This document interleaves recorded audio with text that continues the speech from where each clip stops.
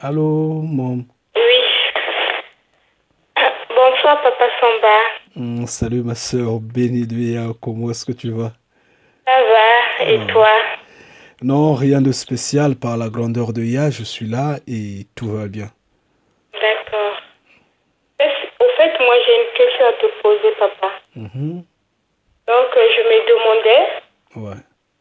donc ma question est que, est-ce que les enfants seront jugés pareillement comme les adultes? Waouh, quelle question. Waouh, mais ça c'est fort ça. Bon, euh, en fait, j'y pensais même pas. Je ne D'accord? sais pas. Honnêtement, je n'ai pas un verset biblique Mhm, à ma connaissance qui pourra expliquer cela. mhm, Mais sauf que je sais que Yeshua déclare, en fait, je dirais, Yah déclare par le biais de Yeshua, laissez les petits-enfants venir à moi. mhm, Ça au moins, j'en sais et c'est connu. mhm. Donc si on laisse les petits-enfants s'en aller dans les mains de Yah, dans les mains du Père, ça sous-entend au simplement possible, en fait, le simplement possible que Yah a besoin de ces enfants-là. Parce qu'en fait, c'est sans ces enfants, normalement, qui sont susceptibles à redresser les erreurs des adultes, des ancêtres, des anciens. Malheureusement, avec nous, c'est que ces enfants sont nés dans la rébellion, dans l'adultère, et grandissent dans la rébellion, dans l'impudicité, dans l'adultère. Maintenant, au moment du jugement, ce que je dis est que euh, je le dis en tant que Ray Saif, en tant que Olivier Samba, en tant que Béni de Ya. Je le dis en tant que la personne que Ya a délié la langue. Et donc j'ai foi que ceci en est la volonté de Ya et que c'en est Ya qui le révèle. Qu'est-ce que je pourrais dire? En fait, c'est quoi? De la manière le jugement sera tenu pour les adultes, sensiblement ce sera tenu pareillement pour les enfants. Ça, cela ne gênerait pas Ya à détruire ses enfants pour en créer d'autres. Ça ne le gênerait pas. De même qu'il va détruire les adultes pour donner la vie à ceux qui en méritent. En fait, il va détruire les méchants. Maintenant, en ce qui concerne les enfants, c'est quoi? Il y a des enfants qui seront sauvés. Et il y a des enfants qui ne seront pas sauvés. Prenons par exemple le cas d'un enfant de 0, en fait d'un jour à mettons ça par exemple 9 mois. Oui. Cet enfant ne connaît pratiquement rien, Mhm, rien du tout. Donc, je ne veux pas dire que Ya est un criminel, mais nous sommes au moment du jugement. Cet enfant pourra mériter, selon la volonté du Père, l'existence ou la destruction. Mais est-ce important qu'il soit maintenu en vie, étant donné que il n'est pas, en fait, comment je peux l'expliquer? Il n'est pas responsable d'aucun péché, d'aucun acte. Est-ce qu'il faudrait qu'il soit maintenu en vie? Est-ce qu'il faudrait qu'il soit détruit? Point d'interrogation. Là, Yah va décider sur ce nouveau-né. Mais tout en notant que ce n'est qu'un enfant. Prenons le cas d'un enfant, par exemple, de 9 mois à 3 ans, cet enfant, malgré tout, essaie un peu de s'agripper au monde. Hein?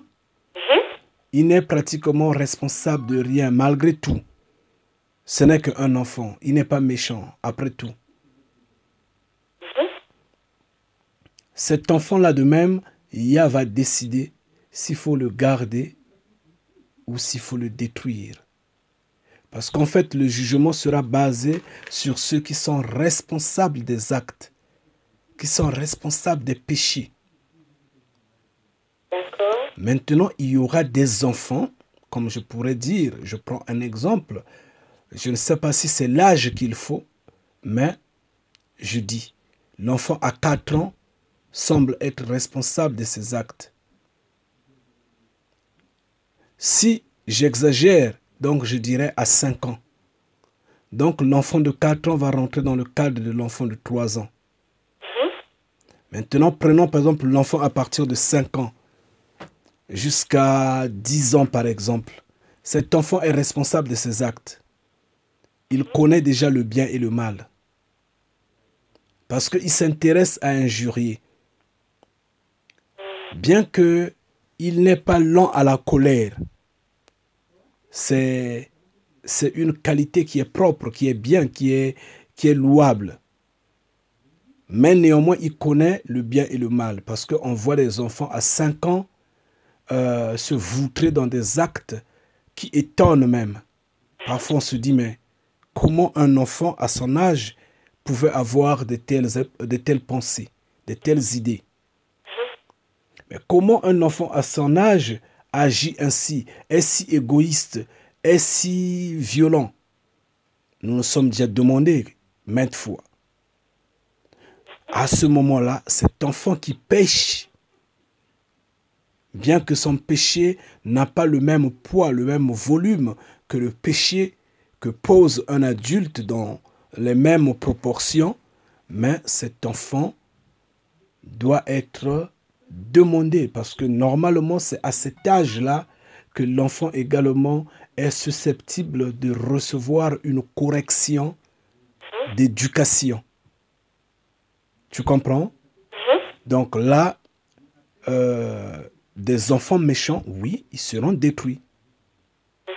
Là, je suis catégorique et c'est la vérité. Des enfants méchants seront détruits. Des enfants violents. Prenons par exemple les enfants qu'on emmène dans des églises, bâtiments, qu'on baptise. On baptise ces enfants-là. Ces enfants sont même fiers de porter, ils sont contents de porter, bien que ignorants, bien que suivant les pas de leurs parents, mais ils sont contents d'être parfois en leur robe blanche là pour servir des messes à la can, pour essayer un peu de glorifier ces hommes qui sont en robe, qui sont en cravate, ces enfants qui se sentent très bien dans leur peau en s'agenouillant devant ce Messie imaginaire aux cheveux longs, yeux bleu vert, à la peau blanche, qu'ils appellent Jésus. Ces enfants se sentent bien, se sentent très bien dans leur peau en s'agenouillant devant ce soi-disant esprit omniscient, omnipotent qu'ils appellent Dieu, cet imaginaire également. Mais ces enfants seront détruits. Ça n'a rien à faire. Parce que c'est les enfants de la rébellion. Eux, en grandissant, c'est eux également qui, comme des chiens, sont toujours dressés contre ceux qui révèlent la vérité. Donc c'est sans pitié que Yah va détruire des enfants pareils. Ça, je suis rassuré. Maintenant, prenons le cas de ces petits enfants dont j'ai d'abord évoqué. De 0, en fait, d'un jour à 3 mois, pardon, à 9 mois ou à 3 ans, ces enfants qui ne sont pratiquement responsables d'aucun acte de péché, d'aucun mauvais acte, mais qui, d'un coup, je disais qu'on va détruire ou bon, d'accord, qui sont susceptibles à être détruits. Prenons par exemple, reprenons leur cas. Mettons ça ainsi. L'enfant, il naît, il grandit. Ah ma soeur, l'enfant naît, grandit. L'enfant rentre dans la bénédiction de ses parents. Oui. L'enfant profite de ce que ses parents sont éternels. Parce que l'enfant va bénéficier de l'éternité d'un de ses parents ou de ses deux parents. Supposons que c'est maman ou c'est papa, en fait la mère ou le père qui a été sauvé, qui a gagné la vie éternelle. Et de ce père-là, on sauve cet enfant-là. Ou soit c'est le couple qui a gagné la vie éternelle, ce qui est une double bénédiction. Cet enfant automatiquement rentre sous leur bénédiction. Donc, par définition ou bien par déduction, Yah ne touchera pas cet enfant et on donne directement à ses parents-là. Cet enfant est rentré sous la bénédiction de ses parents et cet enfant n'est pas sujet d'avoir peur parce que il va grandir dans une famille qui est d'avance éternelle et qui ne va ni connaître désormais l'amertume, la colère, la tristesse, l'angoisse, la peur et autres. Donc, du coup, cet enfant également sera un enfant bien, sans violence, sans méchanceté, et qui est sujet à être éternel et dans les mêmes conditions que ses parents, parce que c'est l'éducation qu'il va recevoir.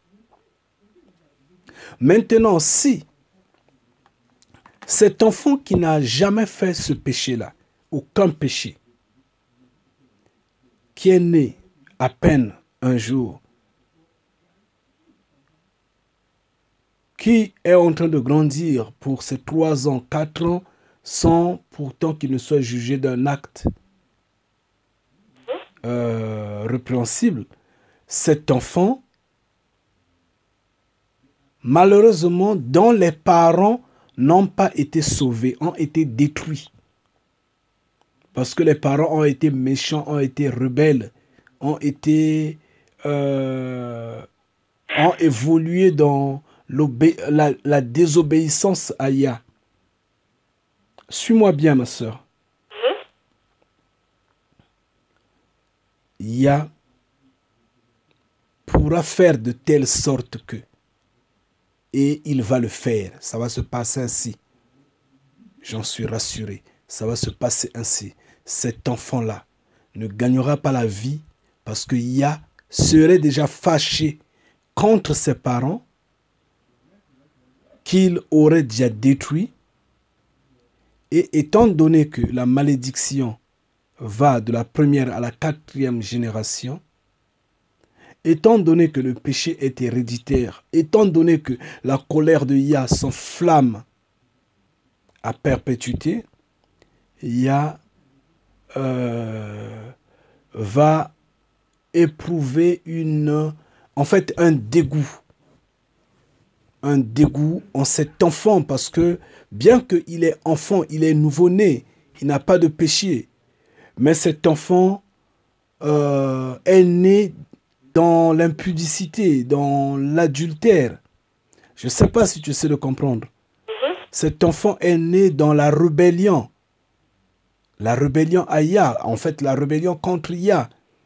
Donc, du coup, malgré ce que cet enfant est nouveau-né, Yah va détruire cet enfant-là. Ça ne lui coûte rien du tout. C'est pas pour ça qu'il aura pitié. Je te dis, crois-moi ma soeur. Parce que Yah, s'il faut, il peut créer même 1 milliard de ces copies de cet enfant, s'il le veut. Mais il va le détruire parce que cet enfant est venu de ceux qui ont été rebelles à lui durant toute leur vie. Pourquoi il va garder cet enfant-là? Et tu sais que quelque part dans la Bible, il est bien écrit petit enfant, en fait, jeune enfant, en fait, enfant, jeune, fils, fille, je ne sais pas comment le dire, jeune homme, je ne sais pas comment l'expliquer, mais en s'adressant aux enfants, en s'adressant aux jeunes, on dit, jouis de ta jeunesse, amuse-toi, fais tout ce qui te semble bon que tu es en train de faire, mais sache-le que le Créateur vivant va te demander les comptes. Il est écrit ainsi. Donc ça sous-entend quoi? Que tu sois petit enfant, les actes que tu poses là, le jugement sera là. L'addition va arriver.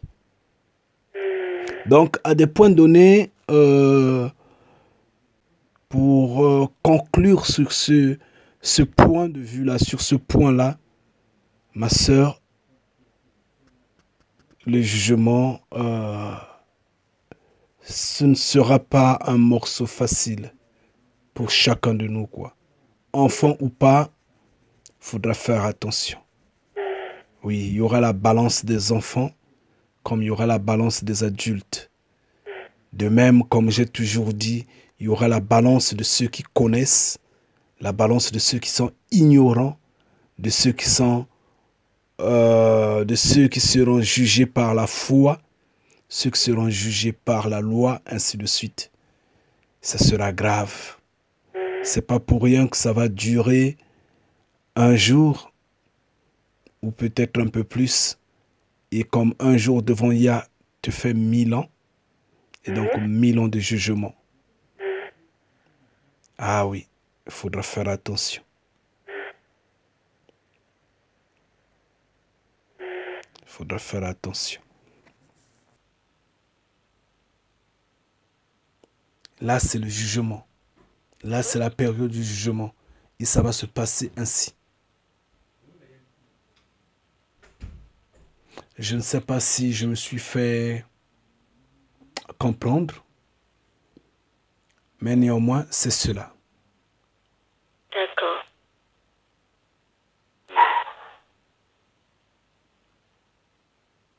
Ma sœur, Oui, papa. ton silence.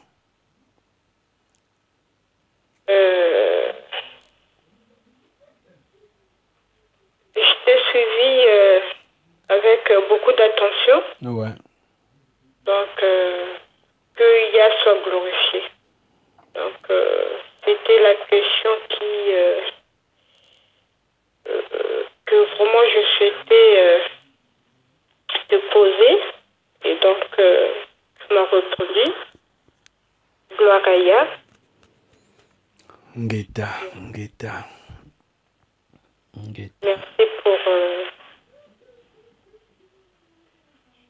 Merci pour cet éclairage. Ngeta.